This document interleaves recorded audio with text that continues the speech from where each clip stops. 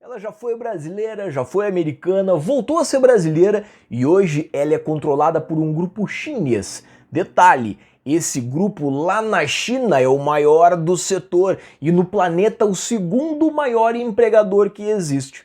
Mas e aí, o que isso quer me dizer? Se aqui no Brasil essa empresa precisar fazer novos aportes, novos investimentos, bufunfa no caixa não vai faltar. Mas tu sabe que aqui no canal a gente sempre confere fundamentos, preço e gráfico. Será que tá na hora de investir em CPFL? Meu nome é Gustavo Paz e esse é o Projeto Miami.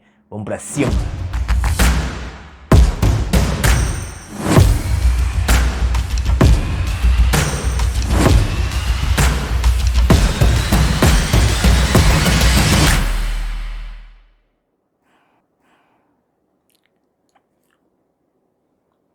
Eu? O que eu tô esperando?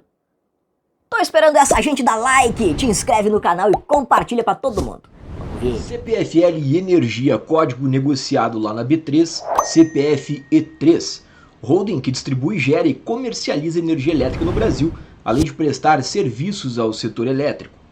Então aqui uma coisa que eu falei na chamada para vocês, e eu acho que você que quer ser acionista da empresa tem que saber, porque eu acho que é bacana, é que o acionista controlador dessa empresa é um gigante chinês. Então essa empresa tem alguém muito forte por trás dela, tá? Então é a terceira maior empresa no ranking Fortune Global 500 em 2022. Então o que é esse ranking? É um ranking que, né, coloca ali as empresas de acordo com a receita dela. Então as 500 maiores empresas do mundo, ela está em terceiro lugar quando se fala em receita. Ela está em 88% do território chinês, fornecendo energia elétrica para mais de 1,1 bilhão de chineses. Então, gente, ela é uma gigante chinesa. Primeiro lugar entre as 50 maiores marcas globais de utilities por 5 anos consecutivos. Então, uma marca muito valorizada e conceituada. E temos também o nível nacional soberano da China, das três principais organizações internacionais de classificação de crédito, por 7 anos consecutivos. Então ela tem uma linha de crédito, ela é reconhecida internacionalmente, tá, na classificação de crédito dela.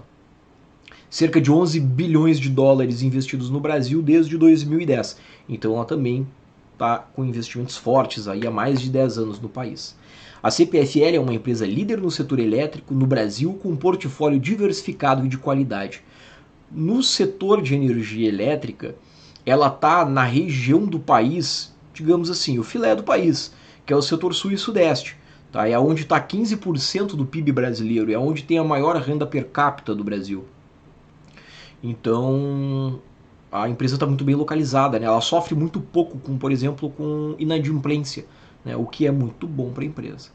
Já conversamos em outros vídeos, o setor elétrico no Brasil tem 4 segmentos: distribuição, geração, transmissão, comercialização e serviços. A CPFL está em todos os segmentos, mas está muito mais forte na distribuição, com 6,9 bilhões de reais investidos.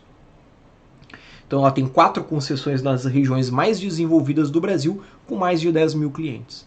Na geração, 3,3 bi investidos, com um portfólio diversificado e contratado no longo prazo. Então esse daqui é o grande pulo do gato, né, de se investir no setor elétrico. Os contratos dessas empresas no Brasil é de 10, 20, 30 anos.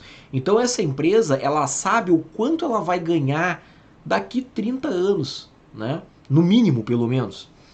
E no setor de transmissão, ela está um pouquinho, né, só 0,7 bi investido, ela é bem menor no setor de transmissão, e é aqui que eu acho que a empresa pode crescer bastante no Brasil ainda. E o setor de transmissão também é considerado o filé do setor elétrico, tá? Que é o setor lá da Taesa.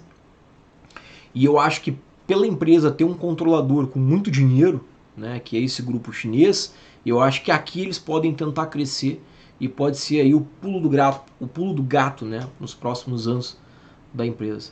Comercialização e serviços, que é bem menor, um total de 11 bilhões de reais investidos no Brasil. Então uma das melhores e mais concentradas áreas de concessão do Brasil, que eu tinha acabado de falar para vocês. A maior região do Rio Grande do Sul e de São Paulo está nas mãos da CPFL. São 2 estados muito bons, com bastante concentração populacional nas regiões que a CPFL atua. E aí, pessoal, sempre gosto também de falar para vocês e trazer para cá para mostrar para vocês empresas que deem valor à sustentabilidade, que mostrem importância para o meio ambiente e para o desenvolvimento da sociedade como um todo. Eu escuto muitos podcasts e leio cartas de alguns fundos, como exemplo o Fundo Verde, né, que quando a gente tem acesso a essas cartas, enfim, a opinião desses grandes gestores, e eles sempre falam que a importância com a sustentabilidade e com o ESG, que está, né, tá em alta no mundo, é no mínimo um fator de desempate para investir numa empresa. Então a gente tem que sim querer investir mais em empresas que deem valor à sustentabilidade e ao meio ambiente. O desenvolvimento da sociedade como um todo, né? A CPFL mesmo, ela tem até programas de investimento dentro de hospitais, enfim, uma preocupação como um todo com a sociedade. E ela sempre faz questão de mostrar isso nas apresentações dos RIs da empresa, tá? Então ela faz questão de mostrar isso para o investidor. Então, para mostrar que é uma empresa que pensa na sustentabilidade para o futuro. O plano ESG 2030 da CPFL tem como objetivo impulsionar a transição para uma forma mais sustentável, segura e inteligente de produzir e consumir energia, maximizando nossos impactos positivos na sociedade. Mais uma vez, eles reforçam a importância que eles querem dar à sustentabilidade e o impacto na sociedade. E óbvio, né, a gente também vai analisar o equilíbrio entre crescimento e dividendos, né? A empresa, coisas que eu gosto sempre de analisar, por exemplo, a alavancagem, o dividend payout. Aqui na alavancagem, até no setor elétrico, eu não acho tão perigoso assim uma alavancagem um pouquinho maior do que a considerada saudável, porque no setor elétrico, como os contratos são muito longos e eu sei o quanto eu vou receber daqui a 30 anos, é às vezes até interessante a empresa se alavancar um pouco. Por exemplo, eu pego o dinheiro emprestado com o banco, porque já que eu vou pagar o banco, porque o banco sabe que eu vou receber o dinheiro daqui, né, nos próximos 30 anos eu vou ter caixa, o banco me empresta um dinheiro barato, um dinheiro com juros baixos. E aí eu vou lá e empreendo, né, eu coloco em projetos que vão me trazer uma rentabilidade maior, que investimentos que vão me trazer uma rentabilidade maior do que o juro que eu estou pagando para o banco. E isso é excelente para a empresa. Então a alavancagem no setor elétrico, ele muitas vezes é saudável, tá? Dividend payout também é o quanto a empresa distribui relativo àquilo que ela lucra, e a empresa tem se mostrado bem responsável, tá, nos últimos anos.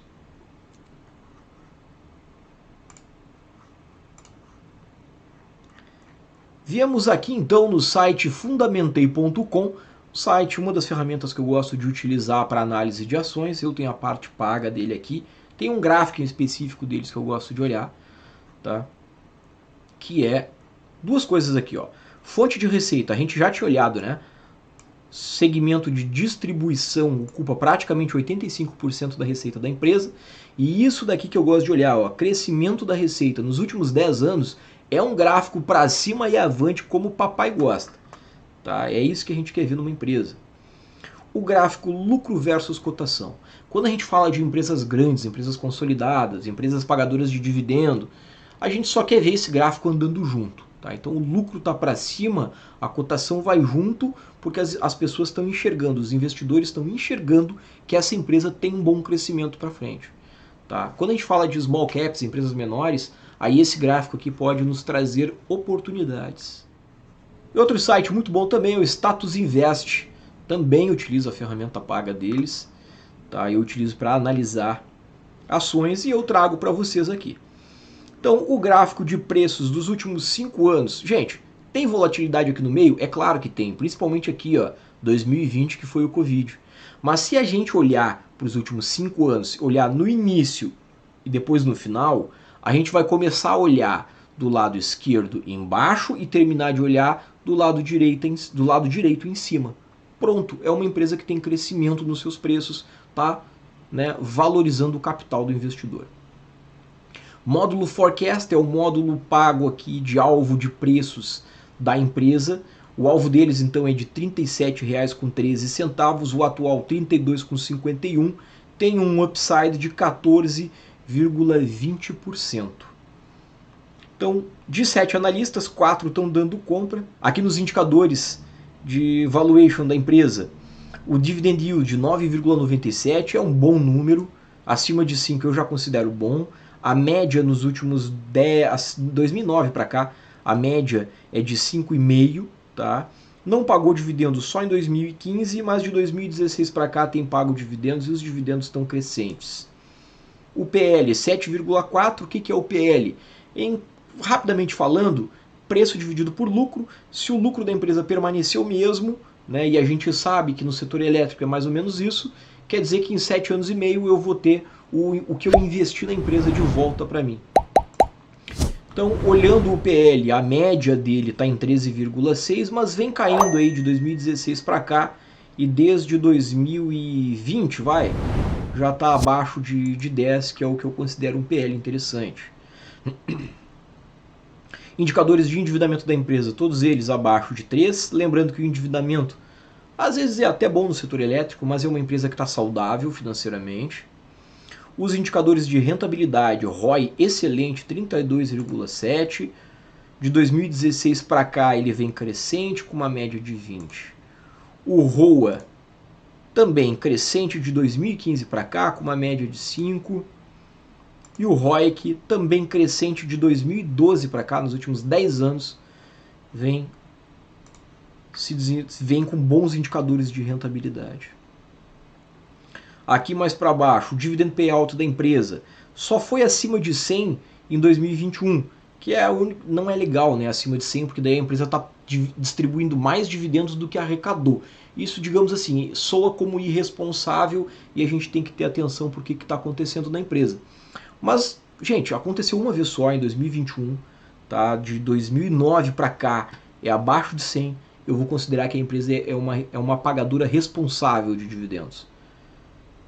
Olhando mais aqui embaixo, a gente tem o gráfico de receita líquida da empresa. Essa linha laranja, ó, observem que de 2009 para cá ela tende a ser crescente, é o que a gente quer ver. Seguindo aqui então, pessoal, pela fórmula de Graham, que eu considero um dos pais da análise fundamentalista, ele desenvolveu uma fórmula, digamos assim, do máximo que ele poderia pagar que valeria aquela empresa, que seria o valor intrínseco da empresa, né? Que até aquilo ali valeria a empresa. Então, pela fórmula, pela metodologia de Graham, a empresa, eu poderia pagar na empresa até 36,37. A empresa hoje está valendo 32,45, o que nos dá um upside de 12%. Lembrando, isso aqui é só a metodologia de Graham, é uma maneira que eu gosto de analisar, que Graham gostava de pagar pouco nas empresas dele. Então, pela metodologia dele, a empresa está em bons preços. Então estamos aqui, ó, CPF 3 na tela para os senhores, ferramenta Profit Pro da Nelogica. Eu considero a melhor ferramenta para trabalho aí, para quem gosta de gráficos, tá? O que eu gosto de ver aqui? Eu utilizo sempre, primeira coisa, eu olho o gráfico semanal, eu quero ver topos e fundos ascendentes numa empresa que eu estou comprando, obviamente. Tá? Eu coloco um gráfico de regressão, um canal de regressão linear, que é esse pontilhado aqui, e gosto de utilizar o IFR também de 5 períodos. Então, o que a gente está vendo aqui? Se eu começar a olhar esse gráfico aqui atrás, lá em março de 2020, até hoje eu estou vendo que os preços estão subindo.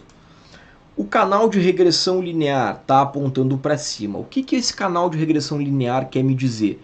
Que os big players, os grandes players do mercado, estão montando posições ao redor deste eixo aqui, ó, esse eixo central, tá? Então, o que é as bandas superior e inferior? Dois desvios padrões. Então, quando chega lá em cima, ela tende a retornar à banda central. Quando chega aqui embaixo, ela tende a retornar à banda central também. Tá? Então, o que eu acho saudável sempre? Procurar compras na banda inferior quando o canal está apontando para cima. E olha o que a gente está tendo aqui na tela. Gráfico semanal de CPF 3.